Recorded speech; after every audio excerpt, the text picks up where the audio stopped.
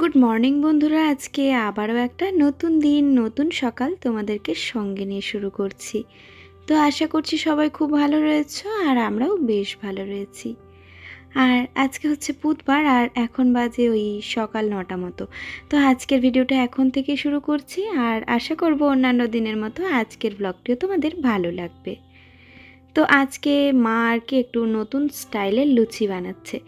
আমরা সবাই মোটামুটি কম বেশি এই লুচিটা কিন্তু প্রবাসী ঘরকন্যাতে দেখেই থাকি, মুহাদি বানাই। তো অনেক দিন থেকে ভাবছিলাম আমিও যে এইভাবে লুচি বানাবো, আর তার সাথে মাও দেখেছে, মা বলছে হ্যাঁ আমিও দেখি, তাহলে চল এইভাবে লুচিটা বানিয়ে দেখি। তো প্রথমে তেল দিয়ে বেলা হচ্ছিল, কিন্তু তেল দিয়ে বেলে না শেপটা ঠিকঠাক আসছিল না লুচির আর কি, টেরে বেঁকে যাচ্ছিল। তারপরে যখন একটুখানি আটা দিয়ে বেলা হয়েছে তখন একদম লুচিটা পুরো পারফেক্ট হয়েছে। আর এই যে পিৎজা কাটারটা তো রিসেন্টলি নিয়েছি, তোমাদেরকে দেখিয়েছিলাম, তো এটাও আজকে আর কি বলতে পারো উদ্বোধন হয়ে গেল।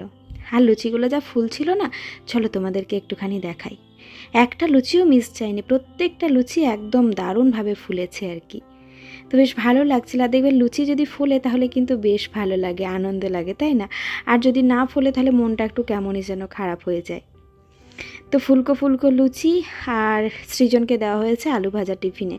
তো তো স্কুল চলে গেছে আর এখন আর কি আমাদের জন্য এই যে লুচি ভাজা হচ্ছে আর তার সাথে হবে একটুখানি চা। আজ একটু 2-3 দিন পরে দুধ চা খাবো। এই যে শরীর খারাপের পরের থেকে দুধ চাটা আমাকে খেতেই দেয়নি জানো। তো তারপরে আজকে আমি বলেছি একটুখানি দুধ চা খাবো, তো লুকিয়ে লুকিয়ে আর কি বরকে দিয়ে দুধ আনা করিয়েছি। আর মা না খুব রেগে যায়, দুধ চা বানালেই মা ভীষণ রাগ করে, বলবে দুধ চা আবার কী খাবি এই বয়স থেকে। তো একবার না ইচ্ছে করে, আর আমার না কেমন জানি না গা হাত পায়ে প্রচণ্ড ব্যথা হয় দুধ চা না খেলে। হতে পারে হয়তো অভ্যেস হয়ে গেছে এটা আমার আর কি। তো চলো এখন আমার আর মায়ের জন্য নিয়ে নিলাম লুচি আলু ভাজা তার সাথে চা। আর বাবা তো মুড়ি খাবে আর তার সাথে সৃজনের বাবা খাবে আজকে রুটি। তো আর কি রুটি খেয়ে বেরিয়ে যাবে এখন সাইডে, তারপরে আবার দুপুরবেলা এসে আর কি ভাত খাবে। তাই রান্নার এখন আজকে অত তাড়া নেই, তাই ব্রেকফাস্টে যে কয়েকটা বাসন পড়েছিল আর সৃজনকে সকালবেলায় তো ভাত করে দিয়েছে মা, তো সেটার আর কি যে কয়েকটা বাসন ছিল সেগুলো আর কি এখন ধুয়ে নিচ্ছি। তারপরে দুপুরবেলা করে আবার রান্না বান্না হবে, সেই সমস্ত কিছু আবার রেডি করব। তো চলো আজকের ব্লগটা পুরো মর্নিং রুটিনটাই তোমাদের সাথে শেয়ার করছি, কিন্তু ব্লগটা রাত্রি পর্যন্তই থাকছে। তো পুরো ভিডিওটা তোমরা দেখতে থাকো, আশা করি ভিডিওটা তোমাদের ভালো লাগবে আজকে। তো এই যে রান্না বান্নার পরে যেটা থাকে আর কি কাজ, গ্যাস মোছা, এটা তো আমাদের 3 বেলার নিত্য নৈমিত্তিক কাজ বলতে পারো। যতবারই গ্যাসের মধ্যে কিছু করবে না কেন গ্যাসটাকে মুছতে হবে। আর আমার যেহেতু এই রান্নাঘরে জানালার মানে পরে আর কোনো বিল্ডিং নেই বা কিছু নেই, তো একদম রোডের থেকে পুরো ডাইরেক্ট আর কি, তার জন্যই কিন্তু প্রচণ্ড পরিমাণে ধুলো পড়ে। তো আমাকে তো মানে প্রায় বলতে পারো সব সময় আর কি গ্যাস ওভেনটা মুছতে হয়, এরকম একটা ব্যাপার। তো বেশ ভালো লাগে আমার, একটু পরিষ্কার পরিচ্ছন্নভাবে কাজ করব, তো কাজের একটা তৃপ্ততাও আসে আর বেশ ভালো লাগে কাজটা করতে। আর কাজটা করে একটা শান্তিও পাওয়া যায়। দেখবে সব সময় যদি ঘর দৌড় পরিষ্কার পরিচ্ছন্ন থাকে তাহলে মনটা একটা অন্যরকমেরই লাগে, তাই না? তো এই যে ওকে দিয়ে একটুখানি চিংড়ি মাছ আনা করিয়েছি, আজকে ভাবছি মাকে ওই রেসিপিটা বানিয়ে খাওয়াবো। সেই যে তোমাদের সাথে শেয়ার করলাম সেদিনে লাউ পাতা দিয়ে, সেটাই আর কি। তো মা খেয়ে বলুক কেমন লাগছে। আর প্রতিদিনই তো মাই রান্না বান্না করে, তো আজ আর কি আমি করব একটুখানি। আর তার সাথে আজকে রান্না হবে হচ্ছে লাউ ডগ আলু বেগুন দিয়ে ঝোল। তো এই আর কি, আমাদের তো এখন পুরো সম্পূর্ণ সবাই ডায়েট বলতে পারো, মানে সবারই ট্রিটমেন্ট হয়েছে, আমারও হয়েছে, আমার মায়েরও হয়েছে, আমার বাবারও হয়েছে। তো সবারই ডাক্তারবাবু একটা কথাই বলেছেন, একদম হালকা হালকা খেতে আর তেলের জিনিস কোনো না খেতে, সেরকম আর কি ভাজাভুজি। তো তাও তো লুচিটা খেয়ে নিলাম। আমি আর কি সামলাতে পারি না, বাকি সবাই মোটামুটি কন্ট্রোল করতে পারে, কিন্তু আমার কন্ট্রোলটা একটুখানি কম। তবে ওই যে একবার যদি আমি জেদ নিয়ে নিই যে আমি খাবো না, তো মানে আমি খাবো না, তাহলে তখন আবার আমাকে কিন্তু কেউ খাওয়া করাতে পারবে না, এই আর কি। যাই হোক, ভালো মন্দ মিলিয়ে জীবন, তাই না? তো যখন যেটা ইচ্ছা করবে একবার মনে হয় সেটা করাটাই ভালো। আর যখন ডাক্তারবাবু রেস্ট্রিকশানে রাখবেন তখন অবশ্যই রেস্ট্রিকশানটা মানতেই হবে। তো এই যে সব কিছু রেডি হয়ে গেছে, এখানে সবজিপাতি কেটে মাছ টাছ ধুয়ে সব কিছু রেডি করে দিয়েছি। এরপরে চলো লাউ পাতাগুলো একটুখানি ভালো করে ধুয়ে নিই। আর লাউ পাতাগুলো না আমি প্রত্যেকটা এরকমভাবে একদম ঘষে ঘষে মুছে মুছে ধুই আর কি, তাহলে লাউ পাতার মধ্যে যে নোংরা সেটা আর কি থাকবে না।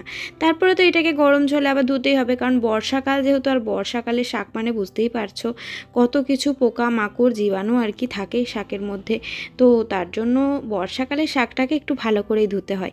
তা আমি একদম সেই একটা একটা করে পাতা, আমার যতই সময় লাগুক না কেন আমি সময় দিই কাজে, কিন্তু কাজটাকে সুন্দরভাবে করারই আমি চেষ্টা করি।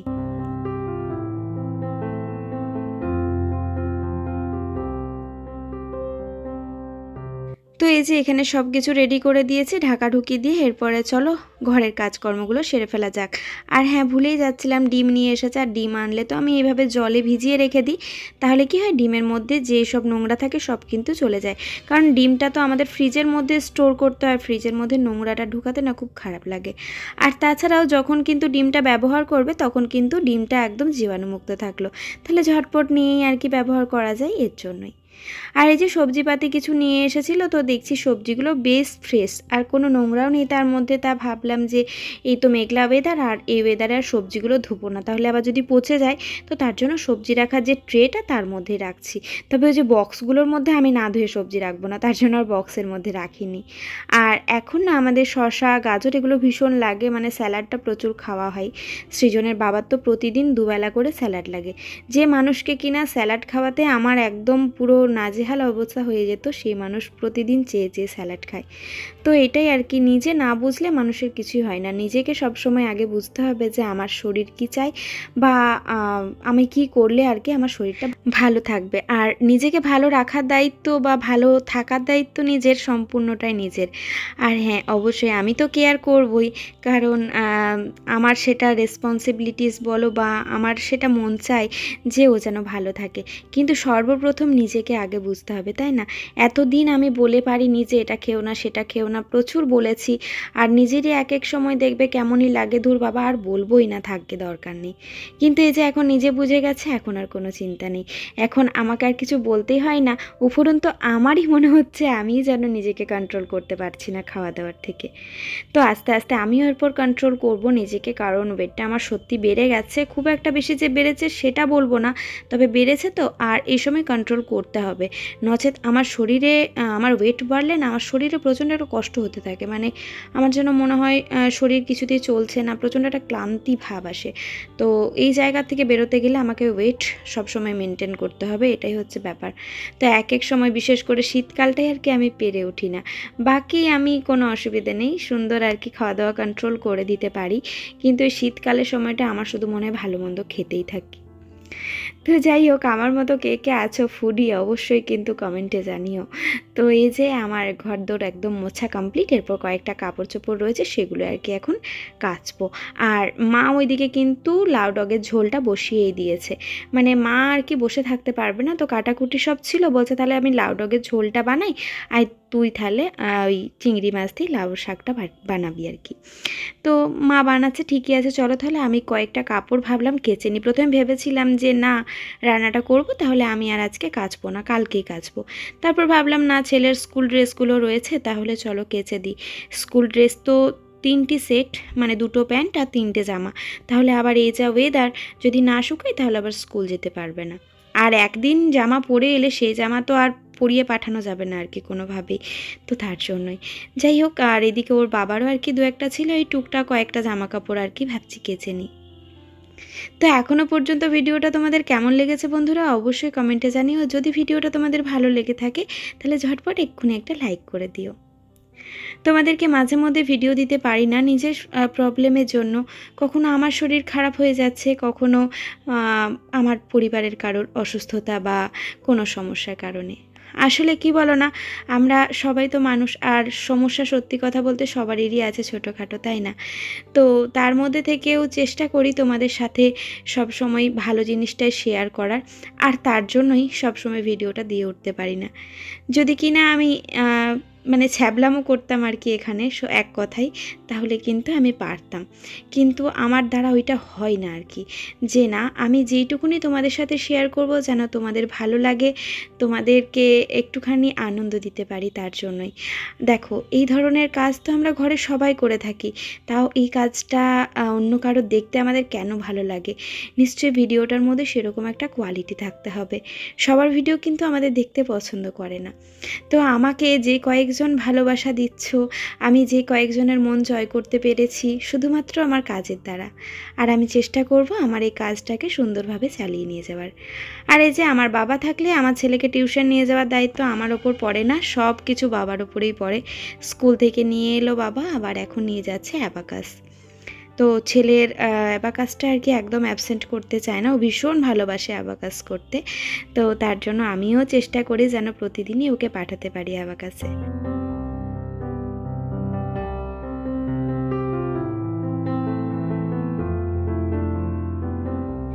তো এই যে বিকেলবেলায় চা আর পাঁপড় ভাজা, এই হচ্ছে আমাদের মা আর মেয়ের আর কি একটুখানি গল্প আর আড্ডা। আর বাবাও এক দুটো করে পাঁপড় খাচ্ছে, এমনি খেতে চায় না, যখন যেমন মন আর কি।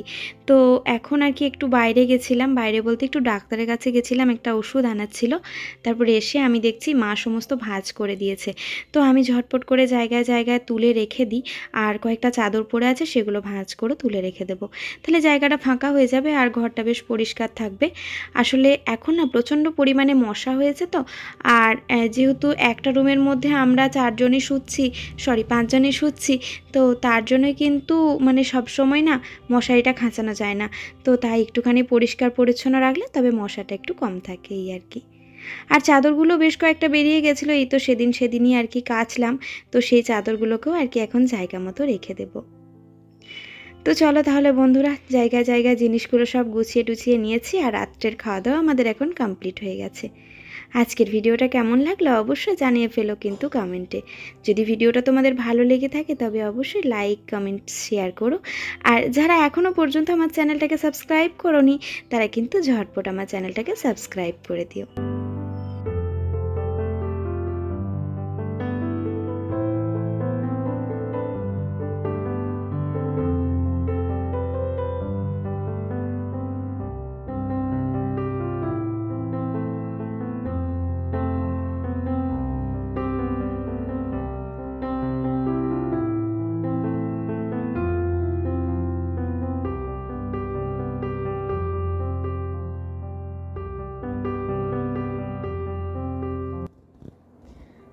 তো বন্ধুরা, এখন অনেকটা রাত আর সৃজনবাবু এখন শুয়ে পড়েছে এখানে, তা আমরাও এখন আর কি শোবো।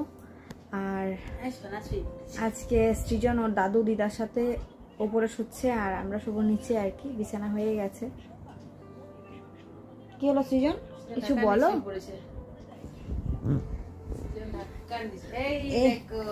ওঠো ওঠো, উঠে কথা বলো, বলো। কালকে চলে যাবে তোমার দিদা? কাল চলে যাবে? ওরে বাবা, অনেক কষ্টে এতদিন আটকে উঠকে রেখেছে আর কি, আজ নয় কাল, কাল নয় পরশু, তারপরের দিন নয় তারপরের দিন। তো মা এখন বলেছে যে যদি আমরা একবারও না যাই তাহলে মা আর আসবে না, তাই তো সৃজন? এরকম বলেছে? হ্যাঁ, কি গুনছে কতদিন ছিল? 5 দিন গুনে নিল, কদিন ছিল। তো চলো তাহলে আজকের মতো ভিডিওটা এখানে শেষ করে আমরা সব ঘুমাই। আর সৃজনের তো মন খারাপ, আমারও তো মনটা খারাপ আছে। তো ঠিক আছে, চলো তাহলে আজকের মতো এখানেই tata, bye bye, good night. 1 minute 70 hours থাকলো মনে হয়। আরে বাপ, কি করে হলো 70 আওয়ার্স? একটু ভুল হয়ে যাচ্ছে। 24 আওয়ার্সে হয় এক দিন, তাহলে 48 দুদিন। 48 কত হয়? কত হয় বল? 56 না, কি করে হয় 48 56? 56 না, 40 40 80 96 হয়। 96 প্লাস 24, তাহলে আবার 24 96 এর সাথে, তাহলে কত হয়? 120 আওয়ার্স। 120 আওয়ার্স থেকেছে।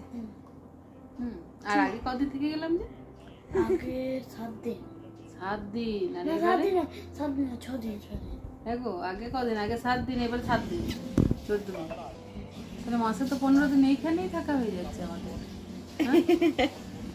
তাই তো? আসলে ভালো লাগে, একা একা থাকতে ভালো লাগে না তো, তাহলে আমাদের এখানেই থাকা হয়ে যাচ্ছে 15 দিন।